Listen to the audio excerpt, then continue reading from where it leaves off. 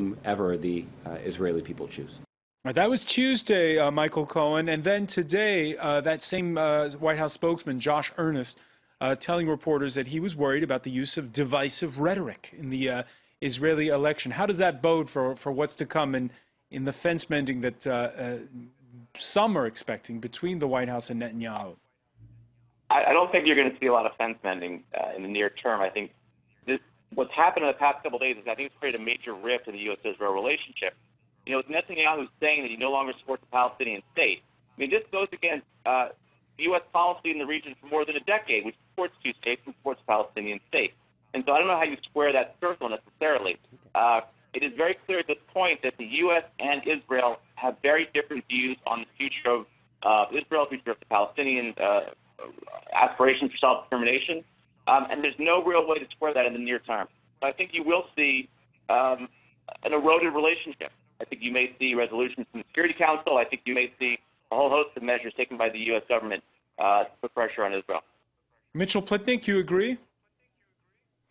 I do agree. I think where we are in terms of the U.S.-Israel relationship, we're in a very unusual place. And this is not about a personality clash between President Obama and Prime Minister Netanyahu.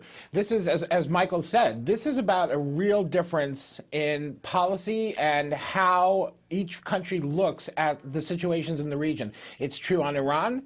It's true on the Palestinian issue. I think the United States is not prepared to simply sit back and say, okay, well, the two-state solution's dead. I guess there's nothing we're going to be able to do anymore. I think the United States will have to take some sort of action. I think it's possible, as Michael suggested, that there will be a resolution coming out of the Security Council that the U.S. would either participate in or at least not block. I think there might be the presentation of an American plan and an Obama parameters, if you will. I'm sorry, but Mitchell, do you really see that happening at the? There's a bunch of Mitchell, do you really see that happening at the Security Council? Would Obama do that? He's not running for president anymore, but wouldn't that undermine the chances of whoever the standard bearer will be in 2016 for his party? I don't know how much it will really hurt whoever runs as a Democrat in 16. Almost all of those candidates are going to be distancing themselves very far from Obama, especially on foreign policy. So I don't know how much of an effect it will have there. And I think as well, the Democratic voters, as well as Democratic members of Congress, have been insulted, frankly, by Prime Minister Netanyahu. And I think that's resonating. I don't think that's going away so fast. So I think Obama may be in a unique position to take some steps that are very, very unusual for an American president. And I definitely think that he recognizes, or he would have to recognize, that the situation in terms of U.S. interests in the region is one that is moving towards crisis. If Israel is really going to refuse a two-state solution and not be willing to discuss a resolution to the conflict on that basis, I think we're looking at a real crisis for U.S. policy in the region, and I think the president would feel the need to do something about that. Daniel Tauber, there was the announcement, you remember, of the building of those settlements while Vice President Biden was in Israel. That annoyed the White House. There was the fact that there was that support for that visit by Mitt Romney just before the 2012 election. And now there's this March 3rd speech that was taken, that was given before a Republican-led Congress. Can we say that at this point Netanyahu doesn't care as much what the White House thinks? Well, first of all, just to say something about Mitt Romney's visit, every candidate for president, just about every candidate for president visits Israel. Any candidate who's serious. Barack Obama visited Israel when he was running for president. Many of the Republican candidates visited Israel during their primaries. It's really not unusual, and it wasn't a sign of Netanyahu favoring Mitt Romney over Obama. And I don't even believe that Netanyahu thought that Mitt Romney was going to defeat Obama in the elections. Now, with regard to the speech regarding Iran, at that issue, I think the Prime Minister knew that it might perturb Obama. I don't think he thought it would annoy him as much as Obama said it did eventually. As you saw in the speech, he expressed a lot of appreciation for the president. But the real issue is that for us is that our existence could be in danger if Iran achieves nuclear weapons capabilities. So he really felt that he had no choice. Ofer Bronstein. But if I could just also say... Ofer Bronstein, go ahead. You know, I would like to remind you something about how serious American can be or should be on the Middle East and the Israeli-Palestinian issue. I would like to remember one part of the Netanyahu speech in the Congress when he said how much he appreciates the help of President Obama. When it was a big fire in the north of Israel 3 years ago, he called President Obama to ask for assistance, and President Obama gave him the assistance to take care of a fire in the north of Israel. Does the Israeli understand that to really deal with the issue of security of Israel in the region, they will always need the American? If they need them for a fire in the north of Israel, they won't need it. They won't need the American administration, the American president when it came to Iran, when it came to the Palestinian issue, when it came to all the terrorist organization in the Middle East. How long we are going, Mr. Netanyahu is going to lose his humility and speed in the face of the American president, and how long, and this is to my American friend I'm asking, how long the American administration will have double standard? How long they are going to put a veto on any resolution that concern Israel and Palestinian issue? It's time for Why are you so eager for the United States to pressure Israel? It's time for the American not to have any more double standard, to mean business.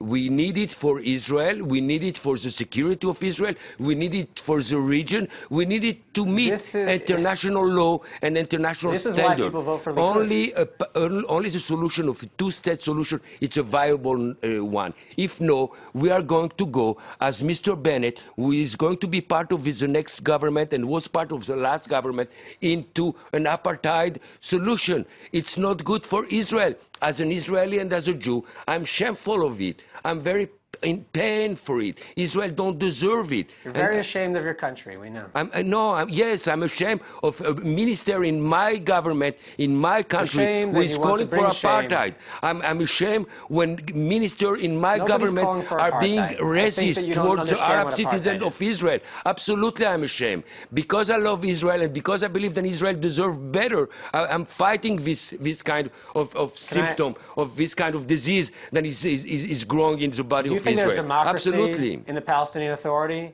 Because if we create a Palestinian state, there probably will never be an election there again. Or maybe there'll be one more and then never again. There haven't been elections there. Let me remind you something. Let's not be... so how much do you really care about Palestinians? You want them to be terrorized by Hamas? Let's be honest. That's what you want for them. Let me tell you something. That's what you want for us. Do you know, first of all, let me remind you a few facts. Mr. Netanyahu made a deal with Yasser Arafat, not Abu Mazen. Facts like Sheldon Adelson. Let me finish my sentence. Let me remind you a few facts. Mr. Netanyahu made a deal with Yasser Arafat on the Wye River Agreement, calling for withdrawal of Israel from Hebron. From Hebron, not a small settlement. That's the first thing. Mr. Netanyahu met many times President Abbas and had some deal and agreement with him. And let me remind you, this is the most important one. When you speak about terrorism and you try to implant fear in the heart of people, the people who are guaranteeing the security of Israel. Happening? Am I imagining these terror attacks? The people who are guaranteeing the security of Israel today is the Palestinian Authority in Ramallah. Without the commitment of the Palestinian Authority to fight terrorism and to cooperate with the Israeli forces on a daily basis, the security of Israel will be jeopardized. So let's help Mr. Abu Mazen. Yes, but let's help Mr. Abu Mazen to help us to fight terrorism. Without him, it won't happen.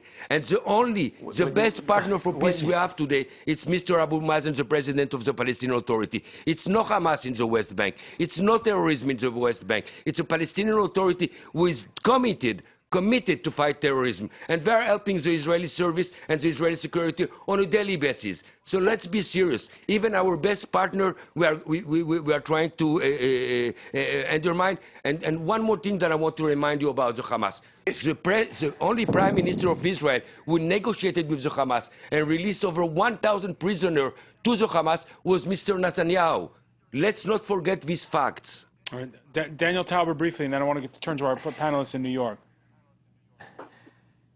I just, there's just so many things and so much yelling, it's just, I feel like it's not even worth it to respond. But Israel does not have to prove that it wants peace. We've proven time and again. We've been engaged, people have said here a number of times that we're refusing to negotiate.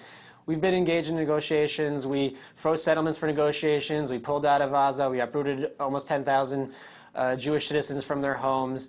If you remember, during the settlement freeze, the Palestinian Authority only agreed to negotiate in the last month, just to basically show that they were interested, but it was a pretty thinly veiled attempt. We had negotiations again, and even Tzipi Livni, who was part of the Labour Party this election, said that they basically blew up the negotiations.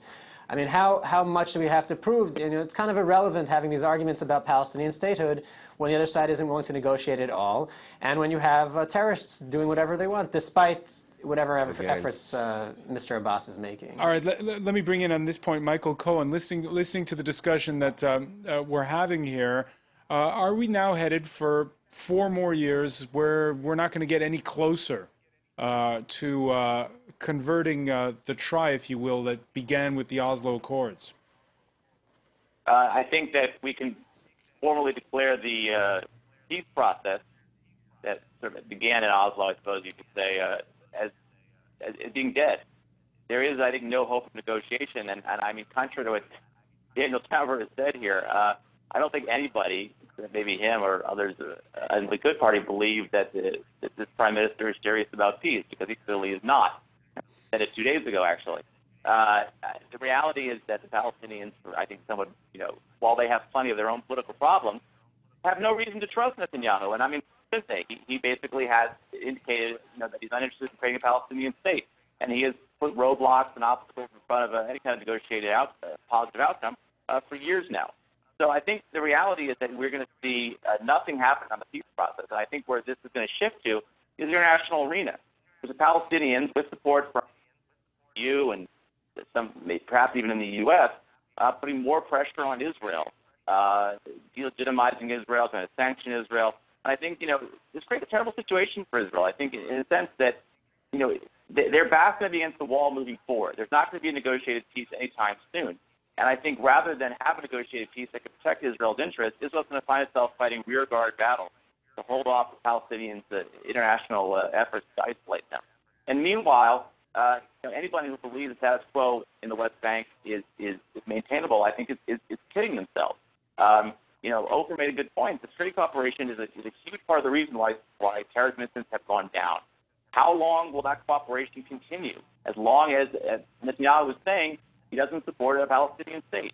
At what point does the Palestinian Authority say they're going to dissolve the Palestinian Authority because there's no point in continuing this process and forcing Israel to pay for their own occupation? I think that what I'm hearing here from Daniel and what I heard from Netanyahu is sort of whistling past the graveyard. This idea that the status quo that it currently exists can be maintained. It can be maintained until it cannot. And when it cannot, I think Israel is going to pay a major price for that. All right, a couple of points I want to bring up before we go. The first one is there was one difference that in this election, and it was the makeup now of the opposition, a coalition between the Labour Party and Kadima, but also this banding together, which is unprecedented, of Arab parties of various stripes, be they communist, nationalist, or even some Islamist. Mitchell Plitnick, Arab citizens in Israel, they make up 20% of the population. They're now going to have 14 seats in the next Knesset. What will that change? Unfortunately, I don't think it's going to change very much. This coalition was brought together really out of need. All of the parties involved were worried that they might not make the necessary threshold to stay in the Knesset after this election. So they came together, and actually in coming together, they managed not only to stay in the Knesset, but actually increase the number of seats collectively that they have. I think that's a dramatic victory, and it sends a strong message, but the politics haven't really changed. No Israeli government has ever included Arab parties. Yes, no. There is a strong resistance against that. A lot of the parties are very ideologically opposed. In fact, most of the parties are ideologically opposed to it. And as a result, also the votes count in the Knesset. That certainly is meaningful, the fact that they have several more. But beyond that, in the short term, I don't think it has much of effect. In the long term, I think this could really be very impactful, because if Moshe Kahlon of the Kulanu Party wanted to really seriously consider joining with the Zionist Union and trying to put a coalition together where Isaac Herzog was going to be prime minister, then they would still need the joint list to form a strong coalition, probably form any coalition. That is not realistic right now, but I think it's a message to the opposition that Labor and Yesh Atid and other centrist and center-left parties need to find a way to include the Arab parties in what they're doing, because right now they're working at a terrible disadvantage vis-a-vis the right. The right can pick and choose through all of the so-called right-wing or religious parties, whereas the center and center-left is immediately eliminating, anywhere between a dozen and 15 seats of potential coalition partners. 24 hours ago at this time, Ofer Bunstein, we had a supporter of the Zionist Union, that opposition coalition between Labor and Kadima. Not Kadima. Not Kadima, excuse me, the centrists. Telling us that for now it was definitely not in the cards, any alliance between Zionist Union and those Arab parties. How do you see the future? Let me remind you first that when Labour Party was into coalition, led by Amir Peretz, was into coalition of Mr. Olmert as Prime Minister, for the first time in the history of Israel, we had an Arab-Israeli citizen Minister of Culture. That was then, this is now, though. Yeah. And I'm very proud, not just to rectify that an Arab was already minister in Israel and part of the government. It's true that no Arab party were ever member of a coalition. But it's true as well that in 1992, when Rabin created his coalition, the one who brought us to peace, with right-wing party, with religious party like Shas, it was supported from outside by the Arab parties.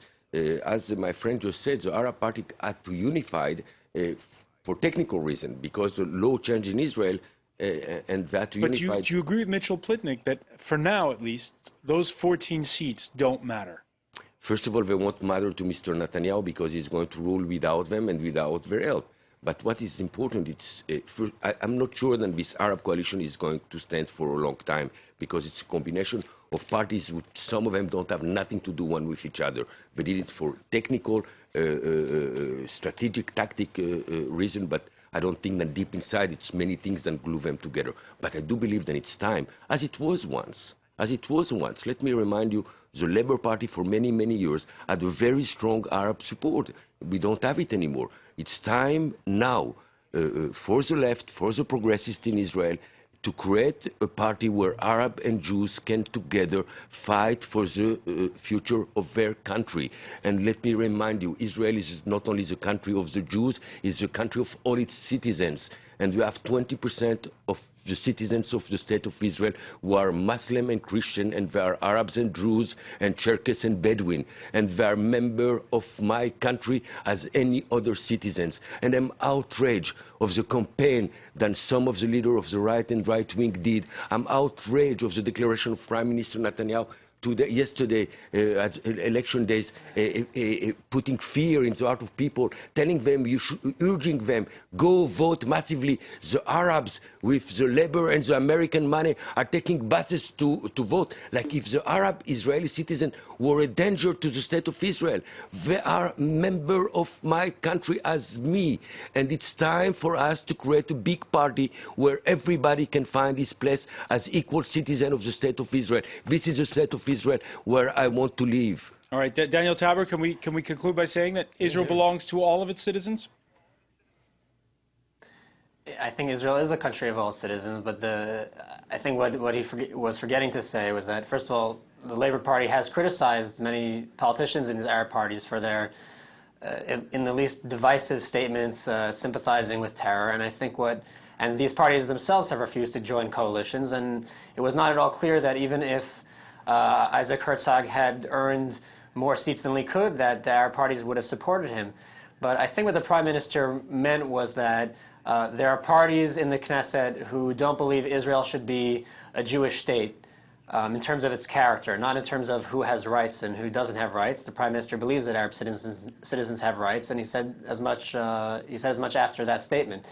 What he meant was that if parties that don't believe that Israel is a Jewish state are going to get a large share of the Knesset, people need to wake up who disagree with them and also go out and vote. All right. I want to thank you, Daniel Tauber. That'll be the final word for now. Ofer Brunstein, I want to thank you. I want to thank Mitchell Plitnick for being with us from Washington, and Michael Cohen in New York City. Stay with us, though. Our Media Watch segment is next here.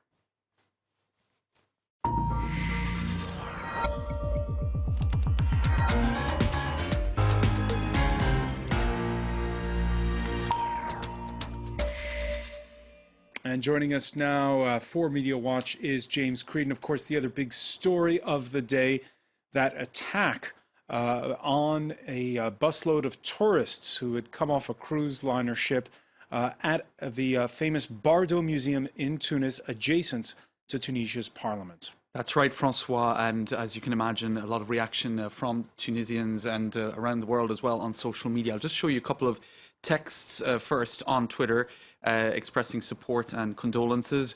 Tunisia was long an oasis of peace in the Middle East, says Stephen Greenhouse. Today's massacre of 19 people in Tunis is shocking and shattering. Similar sentiments from Mustafa Akyal. I have great sympathy for Tunisia, the freest country of the Muslim world.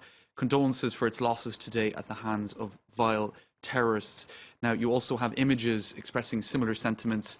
Francois, O country of jasmine, says this text here, superimposed on an Instagram photo. When will your suffering end? So from pathos to political, I suppose, observations as well. And this is a Tunisian flag. You can see a skull there coming across, I suppose, symbolizing the death and destruction. This wasn't the eclipse predicted for the day after tomorrow, I suppose, the death that this attack caused, eclipsing the Tunisian democracy, etc. Now, you also saw spontaneous displays of support cropping up, Francois, on front of the site of the attack. You can see people gathering there on front of Bardo Museum to condemn the terrorist attack. This is another photo from the same scene. So people spontaneously in the city of Tunis heading towards the site of the attack. Our correspondent describing the clapping for the police who went in there, one of them getting killed in the shootout there. That's right. So support for the security services who were involved in that. And also you can see this text here, which has been translated above. Now that is somebody carrying a sign draped in the Tunisian flag saying, "No to the human rights of terrorists." And of course the people responsible for that attack were indeed killed on the site. So I think a lot of anger is well directed at those who were responsible for the shooting. This is also another image on Instagram from the same scene. And so lots online about that. Also, of course, the slogans appearing on social media: "Pray for Tunisia." That is the Tunisian flag, normally in red, and here, I suppose, in black for to depict the mourning that is currently taking place. Je suis Bardo, that je suis meme, which we've been seeing since the Paris attacks, of course, coming back again and again, people expressing solidarity. I am Bardo, with the site of the attack here. This is one of the artworks in the museum, and you can see there somebody, this is the cartoonist Baudry rather, with a slightly macabre take on that particular drawing. This one, I think, is perhaps an appropriate one to close the social media drawings, etc. That is actually a Tunisian proverb in French. "Cruelty is the strength of cowards," says this particular drawing, and I think it's underneath then as well. I am Tunisian. So I think a lot of anger and upset being expressed on social media, Francois, and obviously politicians as well have been getting their say in. You had François Hollande taking to Twitter to express his the solidarity of France with Tunisia in light of these attacks. All right, and drawing the comparison with Paris, with Copenhagen, indeed, and other places. James Creedon, many thanks. Thanks, It's, of course, a story we're going to continue to follow. I want to thank all our panelists from the France 24 debate. Stay with us. There's much more to come.